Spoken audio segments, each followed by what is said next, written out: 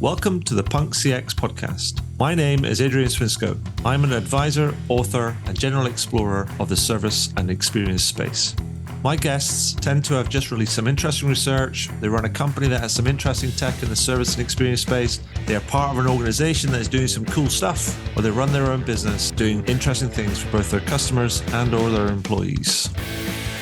That's enough from me. Let's get into the interview.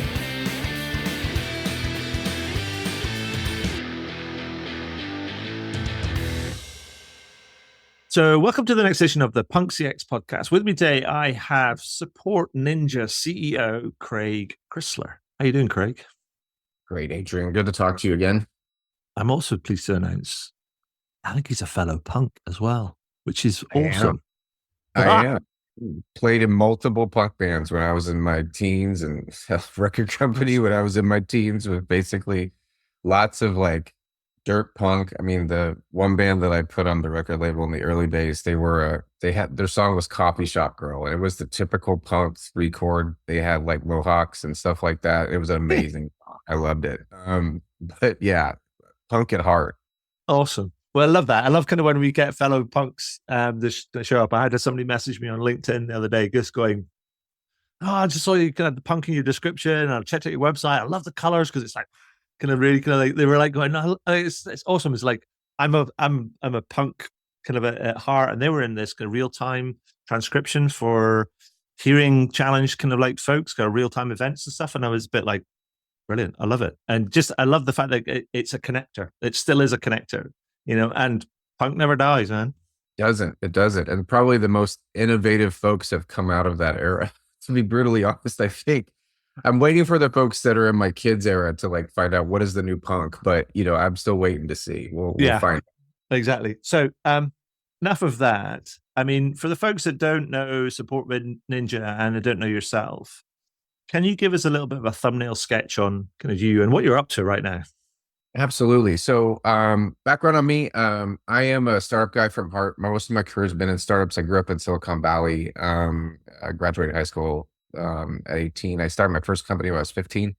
From there, I've been in 12 companies, exited 4, primarily working in all kinds of different spaces. But when we started to work on starting Support Ninja, and what we did with Support Ninja is that we had used outsourcing. The 3 founders that we started with, we had used outsourcing. We didn't like it, especially for a startup or a younger company. It wasn't really effective. And so we kind of came up with the concept of Support Ninja based on the idea of how do we scale innovative companies that really need nimble teams and whatnot.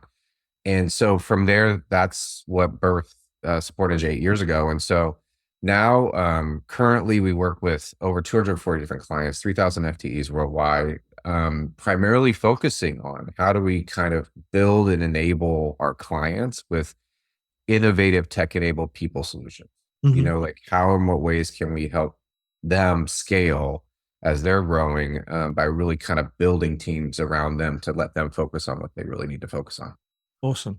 And so apart from being a punk, obviously, but one of the reasons I wanted to have you on the podcast is because we talked with prior to this in the setup, and I'm always interested in getting different people's perspectives about what's going on in the service and sort of experience sort of space. And despite, you know, all the investment in new tech, particularly AI-powered tech, I mean, actually, I would be surprised now if anybody announced a new piece of tech that wasn't AI-powered, because they just get laughed out of the room, I think. But the challenge is that a lot of research suggests, whether it's research from the US or even here in the UK, not even here in the UK, as well as here in the UK, and many other parts of the world, that says that customers are not really happy. They're frustrated. They're not really happy with the experiences that they're getting. But despite all this investment, that is. And so what I wanted to do is try and get your perspective from an outsourcer, BPO sort of partner to many of these kind of brands that are trying to make a difference, trying to differentiate themselves on service and experience. Like, what's going wrong or what's going on rather, and where are folks going wrong with their investments? I mean, what they're not doing right.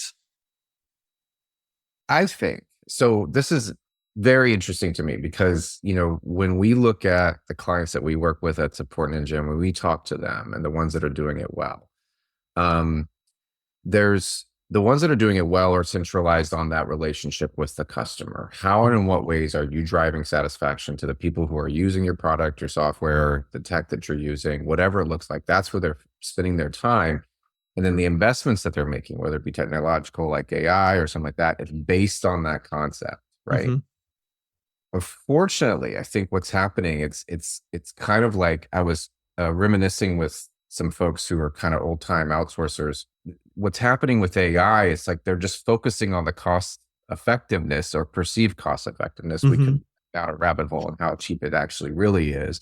But the what's interesting is that they're focusing on the cost effectiveness of it, thinking that, okay, this is just going to make my cost better, but not focusing on the customer and how Right. much value it drives there. Like, and so what's interesting, it's kind of like the old days of BPO when outsourcing first started, is that, people were pushing back because that was the kind of push to outsource. It was cost effective. It's cheaper to do it in Southeast Asia. But then the customers on the other end of the phone will pick up a phone and get somebody with a little bit of an accent and be like, why am I talking to this person? Mm-hmm. Now it's that same mentality with an AI agent. You get an AI agent, and now these folks who are looking for customer support are saying, "Wait, I actually want to talk to a person. Mm-hmm. This AI agent's not actually helping me." And so the investment didn't play out the way they wanted to. It might be cost effective, but it may not be driving CX benefit. Right. Uh, and that's interesting. I think that's a big trend right Yeah. now. No, I think maybe it's because it seems to be, particularly if you look at the stuff that's been, if you like, proposed and is coming to market around, you know, agent assist or agent enablement type of stuff. And the big talk is about productivity. And productivity is just a code for faster, cheaper in large, in large part. So therefore, it becomes a very much a cost thing. And that's then, to your point, I think it feels like that the tail's wagging the dog in Mhm. many respects. And actually that people that kind of see things that are, as you say, rightly oriented on what does the customer need, what does they want, kind of what do they prefer, and how can we deliver to that? Um, it's kind of where that's the thing that's kind of driving kind of better outcomes. But then, because on the flip side, if you go even the sort of more some of the more outside technology, I saw some other research I thought which was fascinating that was shared by a Belgian professor. It was quoted some Gartner research which said, what was it, something like 73% of customers say they want to use self-service tools. So they're like, forget the talk of deflection. It's like they want to use self-service tools. But here's the killer. Apparently only about 14% of them were able to use those tools to achieve what they wanted to achieve, to solve the problem. Now, for the very, very simple problems, they got to a point where about 30% of them were able to achieve it. And I was talking about this. I was in Amsterdam at the time I recorded probably a couple of weeks ago. And I said this to the people that I was speaking to. And I said, the conclusion from that is your technology is rubbish. Yeah. Right. Yeah. Well, and it's interesting to me because there's I was just talking to somebody and who had a warranty on their Weber grill. Like and they had it, and Weber's done an excellent job in integrating all of their systems underneath an umbrella that their self-service options really make sense. Mm-hmm.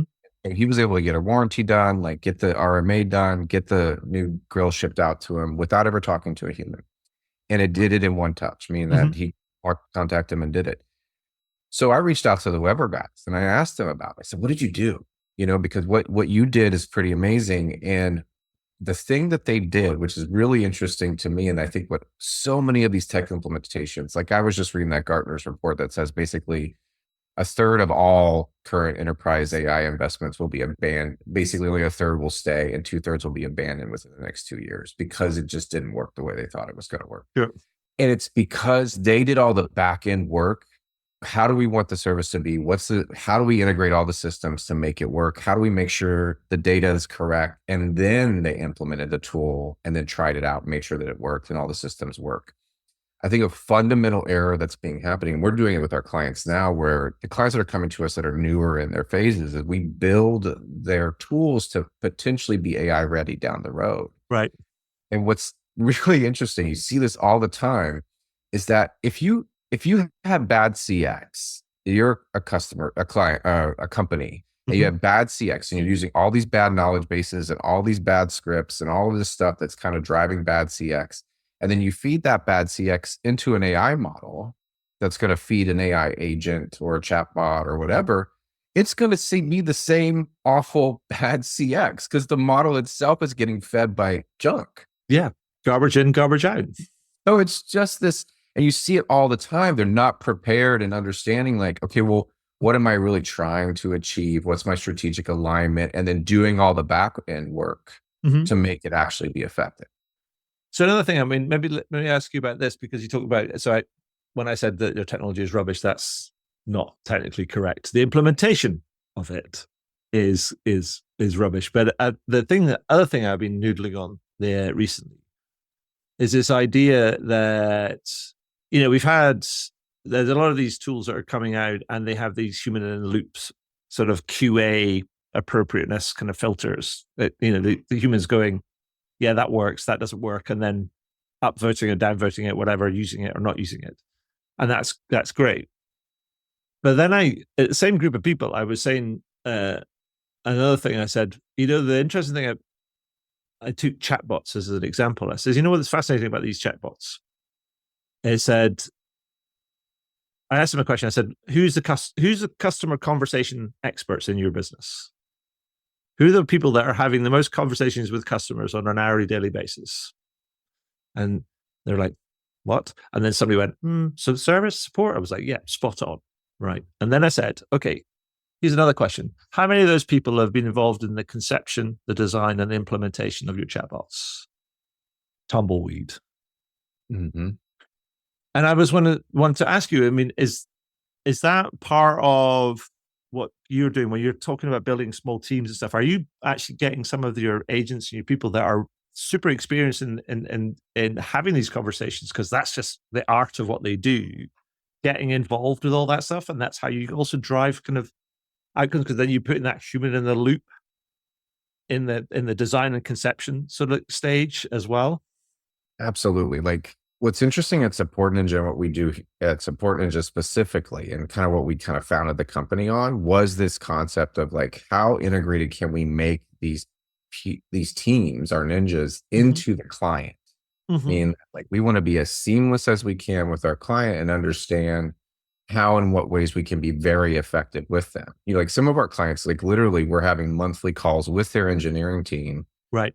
our agents directly talking to the engineering team to say, like, hey, this is the trends that we're seeing. This is the kind of tickets that are coming through. Okay. This is the kind of stuff that's happening. And that should be how and in what way, in my opinion, where outsourcing should go. Okay. Like, it shouldn't be this, okay, here's a pile of scripts, throw it overseas and cross your fingers and hope you have the right metrics in place that actually drives, satisfaction or does all these things. I mean, isn't a more effective ticket deflection strategy to actually have an integrated response and making sure that your product is working the way that you want it to, and that it's giving you that feedback and you're getting that feedback loop? I mean, there's this ongoing discussion within CX circles, which I know to be true, is it's like, why isn't the CX leadership in the leadership meetings? Mm-hmm. Like, the big L1 meetings, and talking about what they're hearing from our customers directly and saying, like, this is what we hear, this is the kind of stuff we see. And but yet it is that saying of like, we're, for lack of a better term, CX and CS is seen as a cost center and not a profit center. Mm-hmm. Although so much data that supports that, it's easier to retain customers than it is to acquire customers. Maybe we go down a rabbit hole on that too. But that's a lot of what we do at Support Ninja, is really trying to figure out how and what ways can we integrate it. It even goes a step further with the technology, because you have to make sure that with the way we approach technology is that we don't approach it from a sense of like, okay, we're just going to put a chatbot in. Like, that doesn't mean anything. Like, it has to be part of a wider strategy that's partnered with the client to make sure that we understand, what are you trying to achieve by using any tool? And here's some solutions that could potentially fix it. And I think, honestly, that's the future of outsourcing. Like, I think you're going to see more and more players moving in that direction and away from the kind of traditional throw it over the fence for a cost cheapness, and more focusing on how do I drive quality. Yeah. And those who do it well do it great. Yeah. So that, I mean, I want to come back to that sort of the future of outsourcing, because actually there's other research that shows that, I mean, Deloitte research that says that demand for outsourcing and the use of partnering with BPOs is going to grow. I mean, they found that, was it in a global contact center survey, they found, I think it was from last year, they found said that 58% of global leaders report that they outsource some of the service capacity currently. But that number is expected to rise to 64% in the next 2 years. So that's actually rising now, and it's going to rise again in the following year. So I just wanted to kind of ask, get your perspective on that. I mean, are you seeing that increased demand taking place? And what is the nature of the demand, as it were? Is it just like handle our tickets or handle our calls? Or is it like, we need to do this? Right. Help us. I think what's driving the demand, I mean, I think there's a couple of different things that are driving demand. I think one is that when you think about the efficiency and expertise that some outsourcing providers can provide to these clients, like a lot of people are looking to an outsourcing partner to help them figure it out. Sure. And we get this a lot, where we have innovative companies that come to us and they just want to focus on the product. Right. Want to have to think about how do I build a CX response system, and how do I make a good CX, approach and all that stuff. And so they come to us a lot.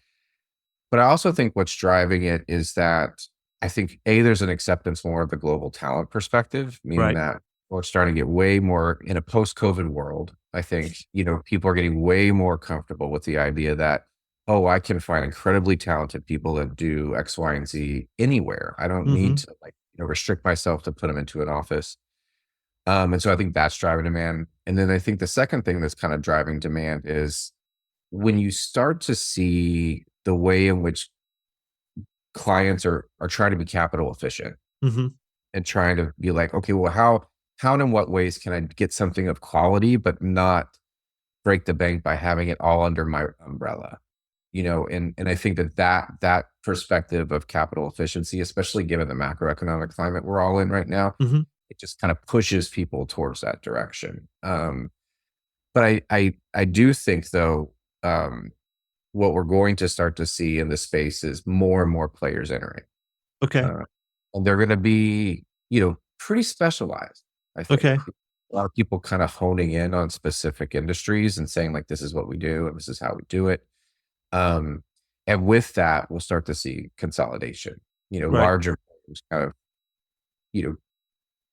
gobbling up different folks to kind of try to build up that vertical muscle that they're looking for. And do you think the emergence of this wave of AI sort of development, do you think that's accelerating kind of that? I mean, because it sounds like you talk about the example that you gave where you have an innovative company and they go, well, we just want to focus on the product, and that's moved to like, let's focus on our core competencies. We're good at product, but we're not good at this. We need to involve a partner who's got experience at scale in doing that sort of thing.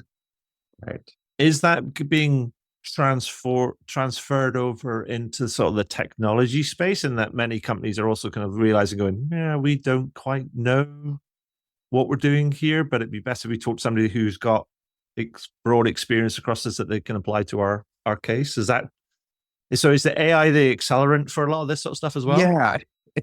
Well, there's the evil side and the good side, I think. Okay.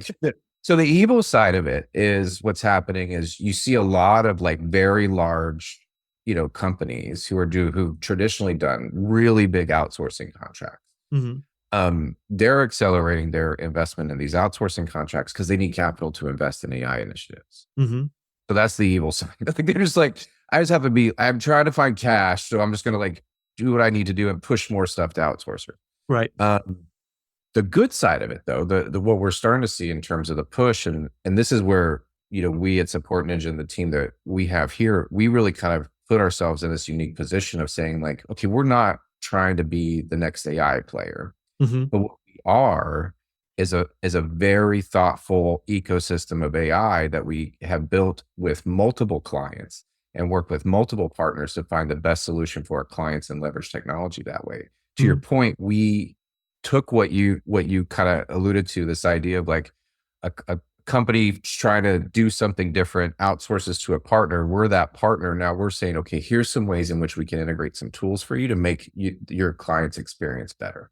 Mm.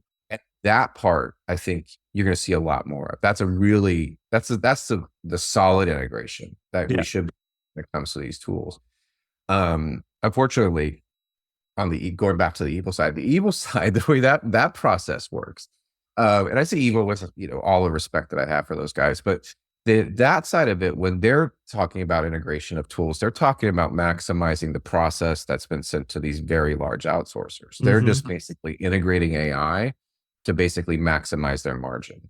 Right. Whereas folks like us, we're saying, oh, we want to integrate AI to make you better. Like, Yeah. or we want to integrate this tech or this tool or whatever it is that we're looking at, process, system, API, whatever it is, to make you better, make your client experience better, all of those kinds of things. Yeah. And that's just a much better approach. So AI is driving it, but it's interesting. It's not driving it in the way that everyone thought it was going to drive it, which was basically being like, okay, there's going to be massive job loss. There's been more job loss due to AI investment than there's been to AI implementation. Yeah. There's an irony. Yes. For me, I think that what I'm seeing that, and that's something I've written about. I mean, I told you, somebody asked me to write a piece, which is not quite out now. By the time I recording, it won't be out. It won't be out until probably later in the year. But talked about the future of outsourcing, and I sort of took a while to think about it, and then wrote some stuff about it. And in my sort of like looking around, I found this stuff from McKinsey that said that actually there's also this almost like an impetus from clients that are looking to outsourcers to also bring innovation to the table as well. And that's a growing thing as they're looking for going, oh, we want you to do more for us, but we also want, and that's across functions as they go, well, we want you to do almost maybe all of our back office, including our contact center, including our cybersecurity, et cetera, et cetera. But then they're also tacking on this other thing which says, but we also want you to bring innovation to the table.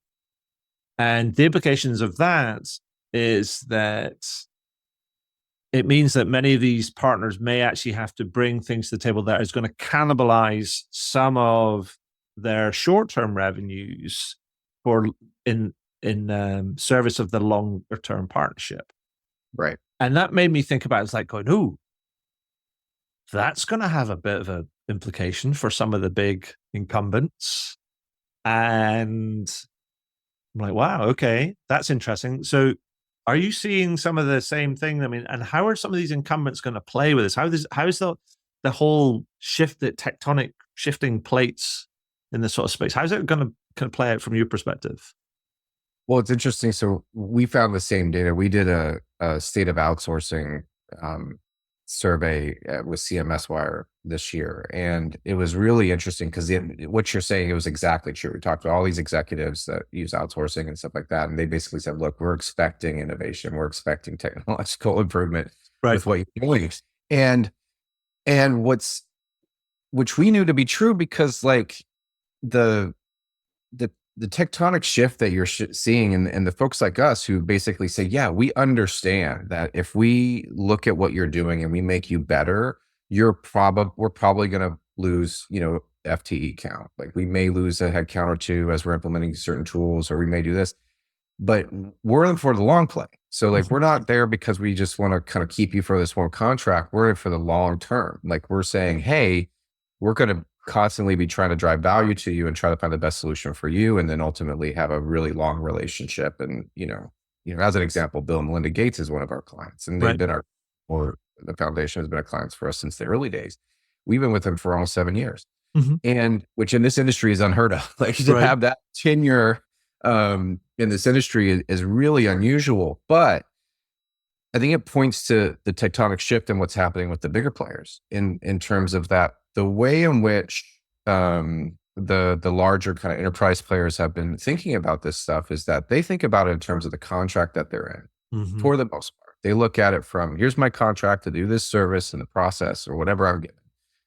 And as this automation's occurring, whether they're doing it or the client's doing it, is causing major impacts to them. I was talking to, a fairly large fintech outsourcer, and we were just at this event and we were chatting, and had a kind of a sad face. I'm like, "What's going on?" And he's like, "Oh man, my client automated something. I lost 500 FTE in one swoop." Right.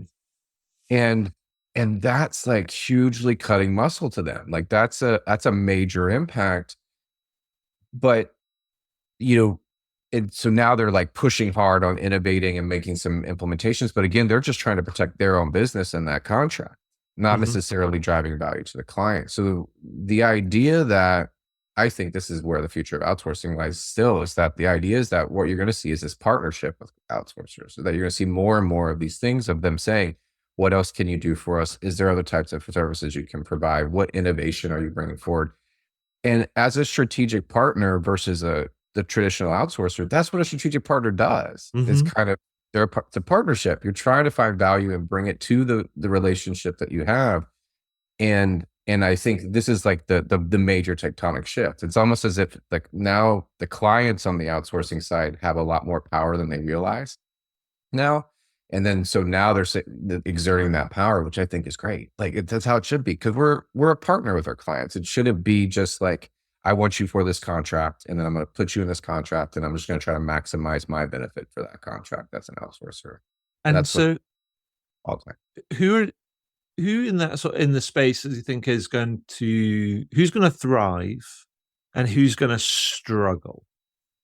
I think the ones that will thrive, and I think we're going to see a lot more players. I mean, I'll shamelessly say, I think we're doing great. I think we positioned ourselves well. And I think but the reason why I think we have is because we've always kind of started the company based on the idea is this is the way outsourcing should look. Right. It should be a strategic partnership. It has to be an integrated solution. It has to drive value through the life of our experience with our clients.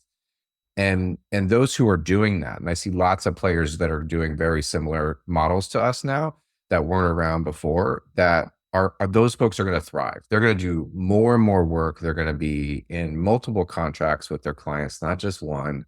They're going to drive innovation to the client and really build something meaningful for their clients. Those that aren't going to thrive, and you see it happening, that are they're just racing to the bottom, right? And racing to the bottom, the ones that are just trying to do a process for as cheap as they can possibly get it, because they think that's the only way to maximize value for their clients. Those folks are going to struggle because AI absolutely dominate them.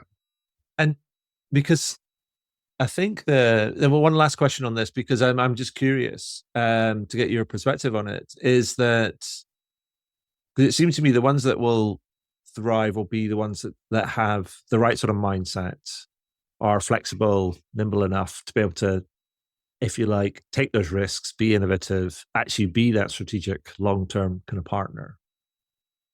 But they might not necessarily be operating at the scale that an enterprise might require. And so that doesn't mean to say that there's not an opportunity in the enterprise space, but some of those incumbent players might not be best equipped to deal with that. And it makes me think, well, what happens there?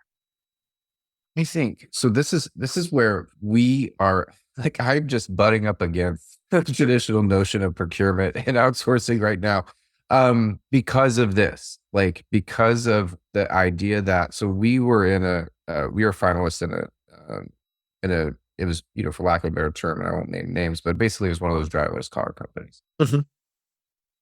And what was really interesting in that process, we talked to them, they loved everything we were saying, but we were pitching them the idea that, look, we're going to bring stuff to you. We're going to innovate with you. What we're talking about now will be completely different in a year, because we're constantly going to be trying to find ways to make it better for you.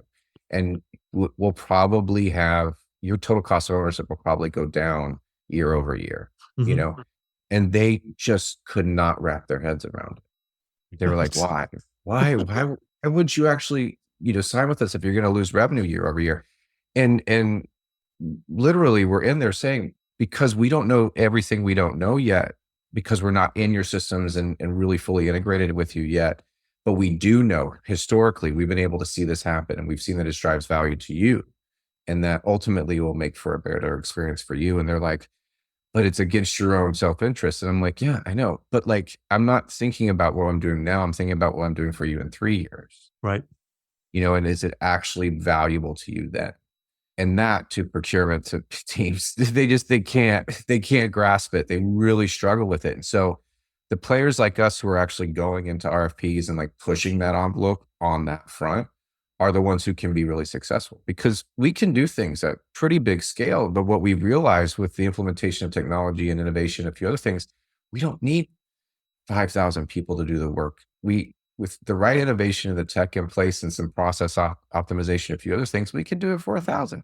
Yeah. And it's better for the client. Yeah. So maybe actually one of the other kind of blockers is like, you talk about this driverless car company. They're obviously an established corporate to have that sort of level of scale. Maybe one of the challenges also is that enterprise have to get their heads around this as well.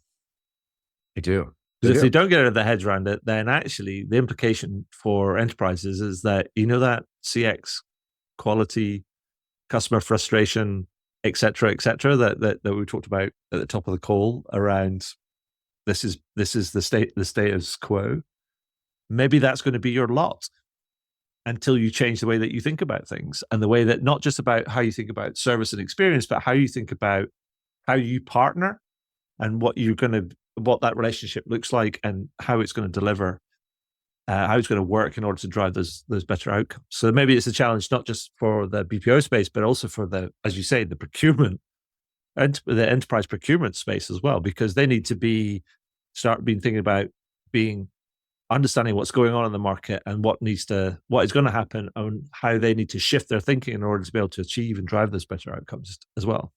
Absolutely. And it cuts back to like kind of what you and I have talked about in terms of the relationship to CX and all of this, right? Mm-hmm. Like in the sense that like if a procurement team, which I don't blame procurement teams for thinking about this way, they think about like, I have a process, I want to get it for X per unit, essentially, but not talking about the strategic outcome you're trying to achieve, right? Mm-hmm. Like not really diving in and saying like, we want to improve CX by X amount, or we want to get client satisfaction to Y, or we want to improve product performance by Z. Like whatever those things look like, actually having that discussion with a strategic partner versus the unit economics of it all. If you're thinking about unit economics, that's not necessarily good CX. Mm-hmm. To your point before, is average idle time the best measure? It's a great measure of productivity, but does that actually truly measure great CX? I mean, it could in part of a brand story if you want to be fast and that's what you're trying to do in terms of your branding. Yeah, sure, it could be great CX. Yeah. That kind of idea that, okay, we're just going to go to unit economics. We're just trying to figure out how many calls I can deflect, or, whatever the case may be, instead of saying, oh, what does the customer actually want? And then start there and then build a CX and a solution that drives towards that. And you're right. People just fall into lots, and the ones that are doing it better will do it better. And the ones that don't, everyone will go, it's like, we all have those corporations that were like, oh yeah, I never try to call customer support for them. They're the worst. Yeah. They'll fall into that.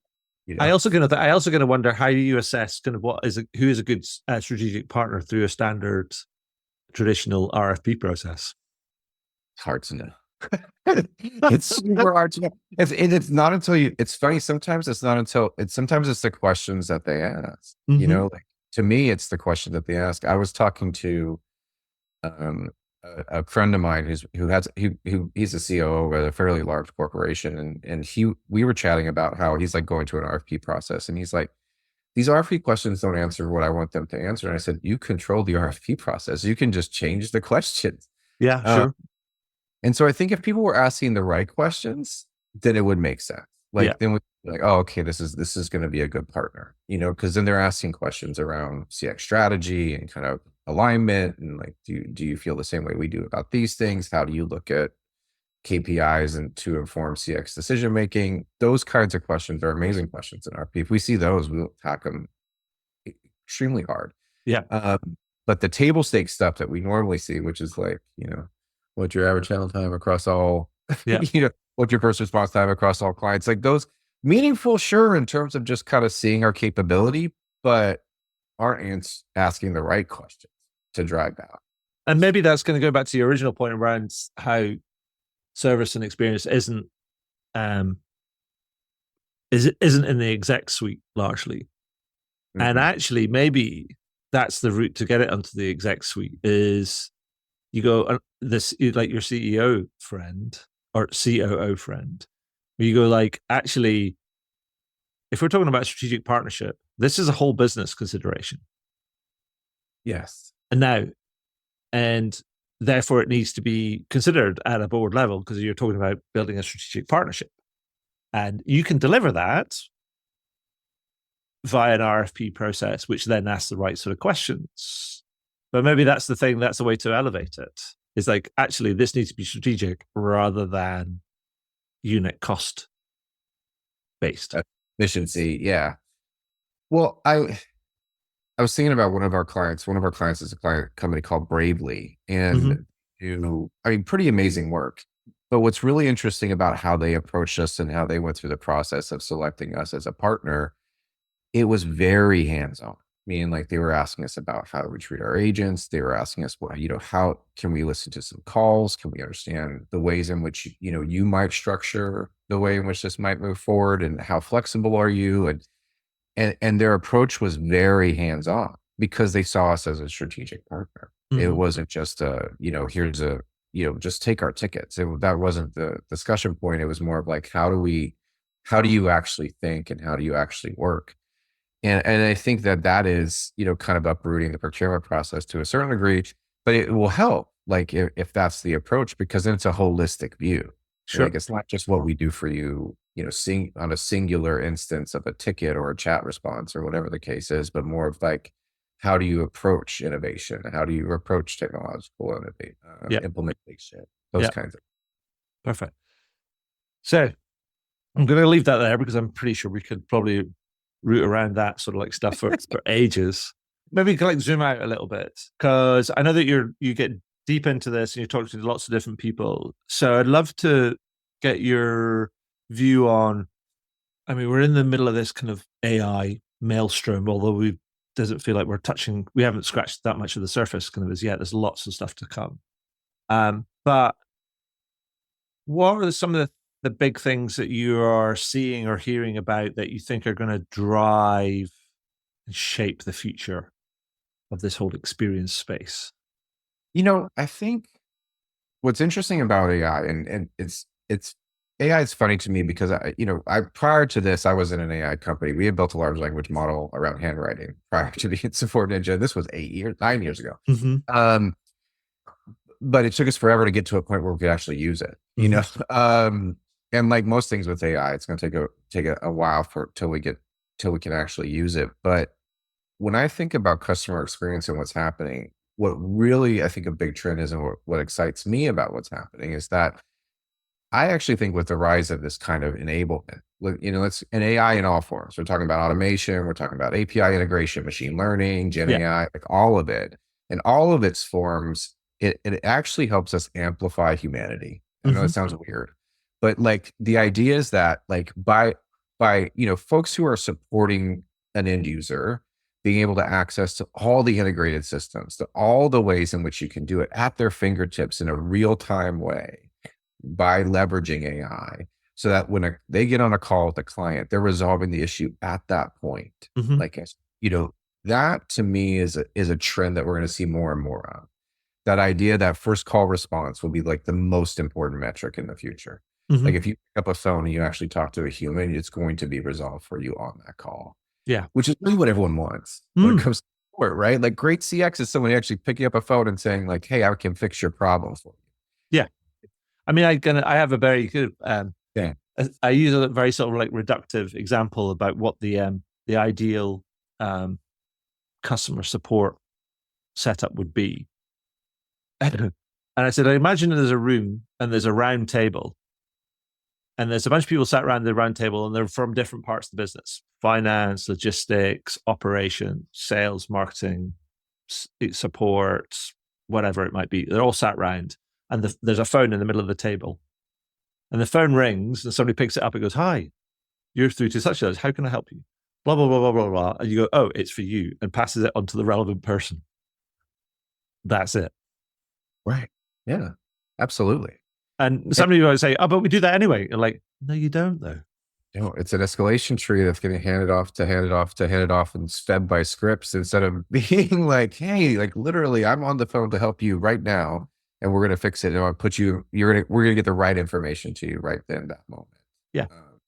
And that I think is a trend that we're going to see more and more of. And again, that's why the smaller team sizes, we're going to see smaller team sizes, because you're just not going to need thousands of people to kind of go through a scripting tree and escalation points and all that stuff, because that kind of consolidation of information, that density around an agent will really be an amazing trend.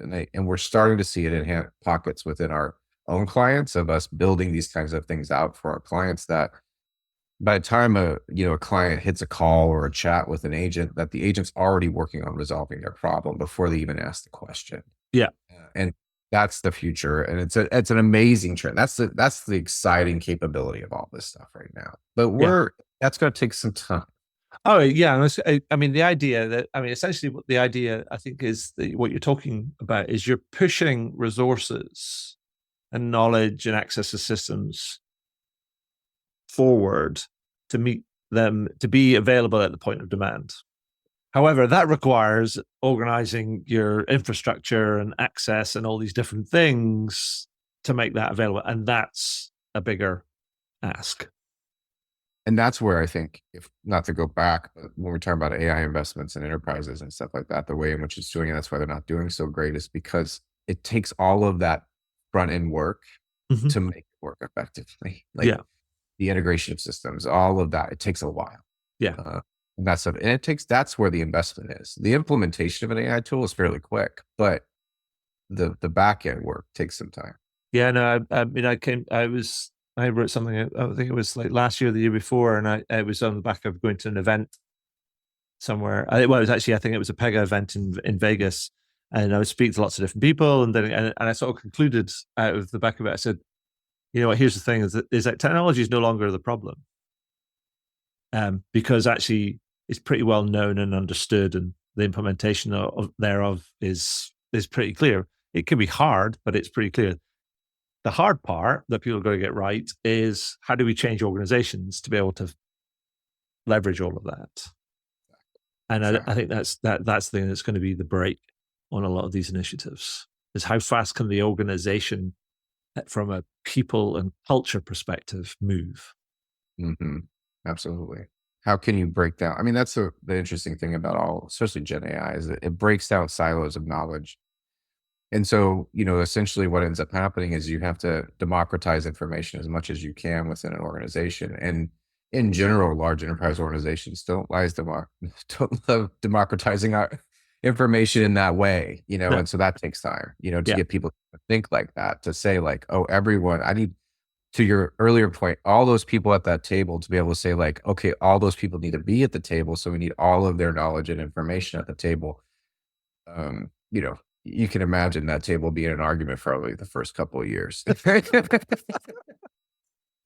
I've got better things to do. Yes, actually. You're like, no, you don't. You know what? No, I do. No, you actually don't. CX requires us to think about that person on the phone. Yeah, exactly. So, you're telling me that person doesn't matter? Like, no, it's not what I'm saying. So, like, what are you saying exactly? But anyway, that's pretty much all I have for today, other than asking you, before I ask you some quick fire kind of questions, but just wanted to say, is there anything else that you'd like to add or highlight that we've missed out or rummage around? I don't think we have. I mean, I think it's been interesting conversation, because a lot of what we're talking about, whether it be what to me is what's interesting, and what we're talking about with technology and implementation and CX, it all comes back to the customer and good CX, right? It really boils down to that. And what's been exciting for even you and I talking, but what I've been starting to see as a trend within the industry and within the outsourcing space and stuff like that, is people are starting to realize that's the role we're supposed to play. And I think gratefully, like, support is kind of built on that ethos, but I think I'm hoping that the industry as a whole will start to push towards that. I don't have tons of optimism around that. I really I hope it'll Yeah. be faster, but we'll see. We'll Yeah. see. Yeah. So I think you might have just answered my next question. So I've got a few quick fire questions before we finish up. So I know that we talked about quite a few different things, particularly around the outsourcing BPO sort of space and some of the trends and things. But I always like to ask people to boil it down, and to do that, I ask them to go complete this sentence, as it were. And the sentence is: if you want to improve your customer employee experience, Craig Chrysler says, do this. ... Complete that sentence. Over to you. Craig, so I would say that understand what your customer needs and wants from your product or service and align everything to that function, and what their needs and wants are. Do that first before you do anything else. Understand what your customer needs and wants are from your product or service, and then align everything from a customer experience standpoint to that desire, because it aligns their revenue, the generation of revenue, to what they're bringing to you to pay you to do, to what your experience should look like to make that happen. Awesome. Simples. In principle. In principle, it's simple. In practice, it's a little bit different, but in very basic ways, that's it. Yeah. So the next one, and we couldn't fail to ask a punk question on a Punk CX kind of podcast, but also to a fellow punk. What company or brand do you think takes more punk approach to customer experience, or is an experienced leader, and why? It's interesting. I'll tell you one that popped up to me like literally over the last week. So we have a client, his name is Ben Lucier. He's working with a client called Chewy and Stella. So a new client of ours that came in. And he was talking about, he worked with a company based out of Canada called Tucow, which was a cellular phone service in Canada. I didn't know anything about this company. This was quite a few years ago, but he was head of CX for them. And like what he said to me, in this age of technology, like when I heard what he said that he did with Tucow, I was just like, that's the most amazing thing I've heard probably in the last year. Right. Essentially what they did is they said, we have a no hold policy, that if someone calls Tucow, that they will never be put on hold. They will that phone will get picked up within a certain number of rings, every call. Like that was their mandate. And they wouldn't get fed to a phone tree. They wouldn't get fed to a, whatever it was, or some sort of automation, or anything like that. This was strictly like, we're going to have enough people that no matter what, if they call with the next number of rings, you will get a person. And they advertised it. There's a YouTube video about it and all sorts of stuff. And how simple of a CX thing to think about from a cell phone provider, that I was just like, that is the coolest thing I've heard in a really long time. They were just like, this is our mandate. This will be great CX. And as simple as that is, it's absolutely amazing. Like, I'm like, that makes perfect sense. Like, because how much of us have been put on hold? How much of us, it was just it knocked it out of the park for me. I was like, man, I have not heard that. And he's like, yeah, that's what we did. And I'm like, that's amazing. I would imagine to deliver that, they probably needed to fold in to involve many of the other employees that are not in sort of support into that sort of function. So you end up doing it from a technology perspective. You go, if all lines are busy in the support team, you look around to see who's kind of like free, and then hopefully there's a culture and a policy which says if you're free, then you're online. And it pops up and you get a little screen and go, we've got Craig that's on the phone talking to you from Canada. You pick up the phone and I go, hey, Craig, it's Adrian. You're Tucow. How can I help, man? Right. Exactly. And you're like going, you did it. Totally. And that's like, I was just, it was funny when he told me, because we were talking about the work that he's currently doing with us, but it was when he told me it, I was like, you have to send me the YouTube video, because he had a big YouTube video, the commercial that they had and promoting it. And that idea that, this is why I thought was so punk. Such a simple resolution. Sure. Right. Such a simple approach to be like, I'm not putting people on hold. That's it. That's our CX mantra. Like, this is what we do. And that to me was just so punk. I was like, this is, that's simple. I mean, I have this kind of idea, another one of these kind of like ideas where I've thought, well, just think about it this way. It's like, imagine we've got the technology that can support it. I mean, if you put aside licensing costs and all these different things, we've got the technology to support the idea that everybody could be on the phones or on email or on chats in any part of the organization at any time. It's just a scheduling and training and capability and access issue, right? And how cool would that be? Where you turn around and go, you call a brownie and the CEO picks up and goes, "Hi, this is Joe. I'm the CEO. How can I help you?" And you're like going, "No, you're not. You're shitting with me." You're like, "No, seriously, I'm the CEO. That's how we work here." It's like everybody's rotated in to do slots, kind of like here and there, to just to cover spikes in demand and stuff. You're lucky enough or not to have got me today. Right. I'm in the queue. Like, and this is part, like, this is this is part of my job. So you get me today. Like, and again, talk about good client experience, right? Like, and talk about something that would drive client satisfaction. Like, imagine somebody tweeting that, or, messaging, or Right? whatever, saying like, I talked to the CEO, he picked up the phone today to answer my password reset. Right. Amazing. That would be crazy, right? I mean, but that'd be properly punk. But then again, you talk about these democratizing things and breaking down silos and leveling things up to kind of the C-suite kind of level. But actually, the idea that you could do that, it's completely possible. Other things kind of put, some of the logistical, technical sort of things aside, but actually, the sort of expectations that would set within the customer, sort of your customer base, and the sort of probably, as long as you deliver on it, the positive word of mouth that you get from that would just be quite awesome. Amazing. Well, watch this space. Hopefully somebody shows up and goes, "We heard it on Adrian's kind of podcast, and then we decided to do it, and it's a train wreck." I know, right? Right. That would be, and it's funny. I brought it to my leadership team, and I'm like, is there anybody that we can convince to consider thinking about this, like, and doing it? And they were like, no, not yeah. Give us some time. We'll work on it. I'm like, yeah, exactly. There's clients that I think we could do it with, and like say like, hey, let's try, and see what, but yeah, nonetheless, I should imagine somebody coming back to us both and being like, "Hey, you guys told me something that wasn't a great idea." Well, it was a great idea in principle, but like, yeah, no, we weren't great on the execution of it. The CEO answered the phone, and yeah, it just went downhill from there. He told off a cranky customer. That's not a good thing. Yeah.